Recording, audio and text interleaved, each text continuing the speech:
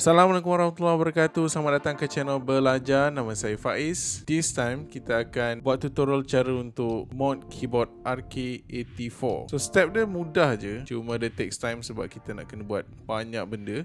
Without further ado, jom kita start.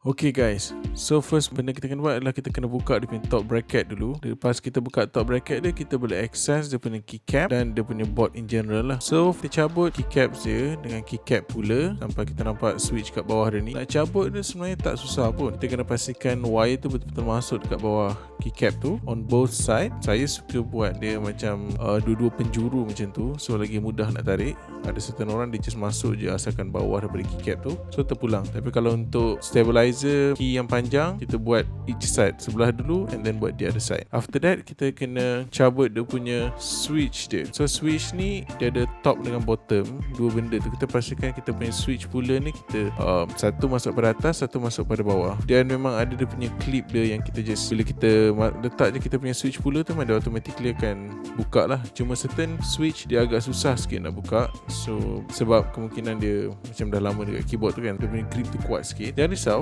pull je asalkan kita buat daripada atas dengan bawah. Masukkan, pastikan dua-dua side tu masuk dekat top and bottom dia punya pit tu kan. And then after that kita just cabut je. Kalau perlu guna force, try, tapi tak perlu pun sebenarnya. Asal kita wiggle sikit dia memang boleh cabut dah. And then dia tak kisah urutan macam mana terpulang, cuma saya selalu tinggalkan stabilizer punya part ni last lah. And then kita kumpulkan dalam satu bekas supaya dia tak hilang. And next kita guna switch opener untuk buka switch ni. Dan kita juga perlukan Krytox 205 grade 0 untuk lubricant dia. Untuk switch ni kita letak je dekat switch opener tu. Pastikan dia align dengan housing yang kat dalam tu. Dan akan ada 4 pin. Dan bila kita tekan kuat sikit, dia akan open kiri ke kanan switch tu. Dan kita akan ada dia punya top housing, bottom housing, spring and stem dia. And then kita kena loop semua ni. Okay, yang paling penting adalah cara loop kita. So kita ambil sikit je daripada Krytox tu, mungkin hujung-hujung tip tu je. And then kita tap dekat setiap penjuru bottom housing ni. Kemudian lepas kita tap dekat setiap penjuru, kita ratakan je. And then pastikan bila kita ratakan dia, kita tak nak dia ada color putih-putih loop tu. Kita nak pastikan dia just macam ada glisten je, dia macam jernih je, dia macam tak nampak sangat, dia just ada macam sinar-sinar je macam tu. So kita tak nak dia overloop. In looping switches ni, less is more orang kata kan. And then untuk spring pula, kita loop dulu each side. Dalam bahagian dalam tu kita circlekan dia. And then once kita circle one side, kita akan letak spring ni dekat switch balik. Once kita dah letak dekat switch, kita akan sambung loop lagi the other side of the spring. Do the same thing. And then kena ingat Krytox yang kita guna tu macam tadi juga, it's the tip of the brush. Dan kita continue dengan dia punya stem top housing. Kita buat benda sama, tap each side. So ada 4 side tu kan, tap each side. Kerana kita ratakan sampai tak nampak yang putih tu, dia nampak just macam dia bersinar macam tu. Dan lepas kita siap buat dekat stem ni, kita akan combine balik semua switch ni. Untuk combine dia, kita just masukkan je dekat dalam top housing, and then kita masukkan spring, and then kita combine dengan bottom housing.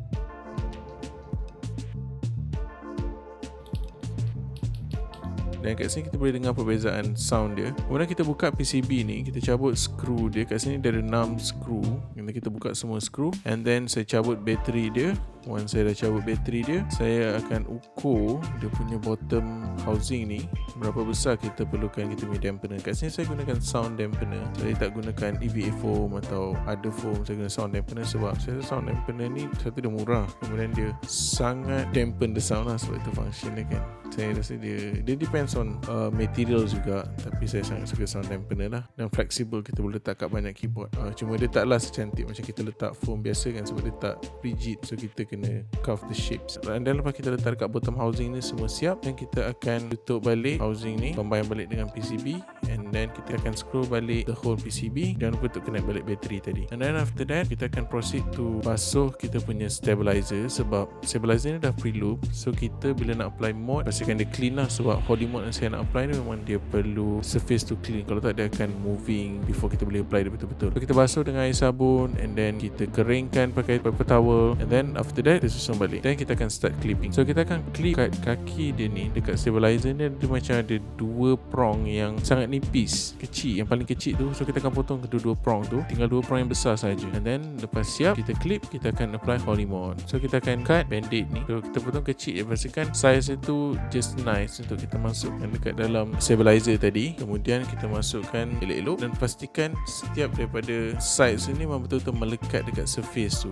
Kemudian kita akan masuk yang kecil ni dekat dalam lubang yang ada dua tu, dan dia akan lock kat situ lah. Kita clip dan tekan-tekan supaya dia melekat. And then after that, kita akan loop kita punya stabilizer. So kita guna the same Krytox 05 grade 0. Ada certain orang guna Permatex, tapi kalau letak Holy Mod, better guna Krytox 05 grade 0 lah. Kalau guna Permatex akan lagi cepat slide dan akan lagi lari. So macam tadi juga, kita akan sapu each side, setiap side yang dekat dalam tu, inside of the bigger housing ni. So dekat stabilizer ada dua benda. Satu yang kita potong tadi, dia punya prong tu. Satu lagi dia punya housing dia. So housing tu kita loop dalam dia, setiap empat side tu. Kemudian kita loop juga all the empat side dekat stem yang ada prong tadi. And then lepas siap, kita akan combine, masukkan balik dalam housing tadi. Pastikan yang ada dua opening dekat prong tu, yang itu align dengan lubang paling besar yang ada dekat housing tadi. Kemudian kita masukkan slow-slow supaya dia align. Given that kalau kita salah masuk, wire tu memang tak boleh masuk. Jadi memang kita kena masukkan juga betul-betul baru dia boleh masuk. So, kalau kita tahu macam kita salah letak, dia akan tak jadilah. Dan kita nak loop kita punya wire,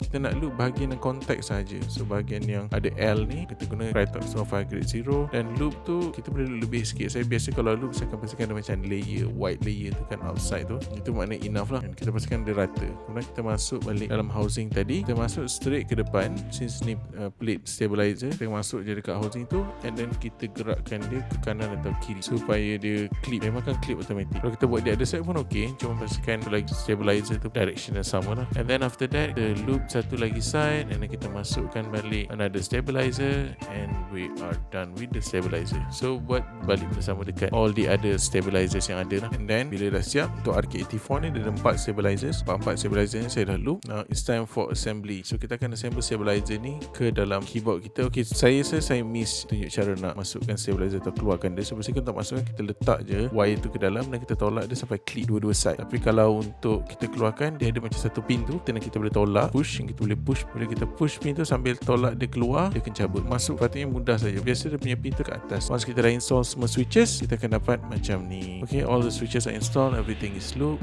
so it should sound good lah. And after that is done, masukkan keycap. Oh, untuk masukkan switch tu, pastikan semua switch tu tak ada band pins Untuk bila kita dah install everything, dan install keycap semua, kalau kita nak try, check dekat software, test keyboard tester, dan kita akan check kalau mana yang tak detect tu, maksudnya pin dia ada band. So kita kena cabut balik switch tu dan betulkan band pin tu lah. So kita senang cerita, kita luruskan je pin tu, ambil lah tweezers ke apa, kita luruskan pin tu, and then everything should be good to normal. Okay, so kita masukkan balik all the keycaps and we are done. It's as simple as that. Dia sebenarnya memang sangat mudah, cuma it takes time sebab prosesnya makan masa sikit lah. Then after that, kita boleh test sound dia. Kat sini saya comparekan sound stock dengan mod.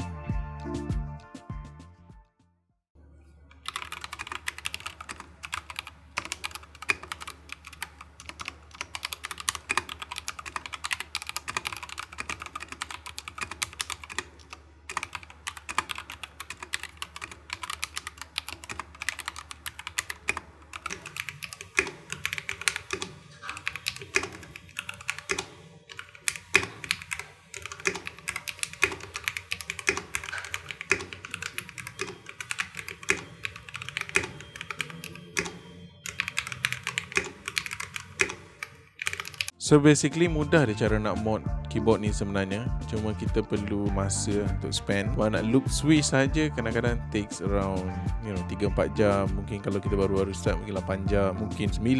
Bila kita dah biasa, boleh laju lah. Tapi this mod memang basically tak susah pun. Kita kena plan daripada awal apa yang kita nak mod before kita start, supaya bila kita dah start, kita dah buka sini, buka sana, kita tahu okay, we need to do this, we need to do that. Anyway, video yang saya tunjuk tu, kalau ada kurang jelas nak tanya, boleh drop komen di bawah. Sebab ada certain tempat tu mungkin saya tak tunjuk betul-betul, sebab kamera saya tak mampu nak fokus certain tempat. Jadi kalau ada berlaku situasi macam tu, tanya je saya kat bawah dan saya akan cuba jawab. Jangan takut untuk mod keyboard. Okay, mungkin keyboard kita, certain orang keyboard dia mahal, keyboard dia murah. Tak kisah murah ke mahal ke, asalkan dia mechanical, kita boleh mod dia. Dan kalau dia soldered, kita kena solder balik. Tapi preferably kalau baru-baru nak start, kita boleh cari keyboard yang hot swappable. Anyways, thank you sebab datang. Kalau suka video ni boleh like, kalau tak suka boleh dislike. Nak komen apa-apa boleh komen kat bawah. Subscribe sangat membantu untuk keep the channel grows. And thank you so much. See you in the next video.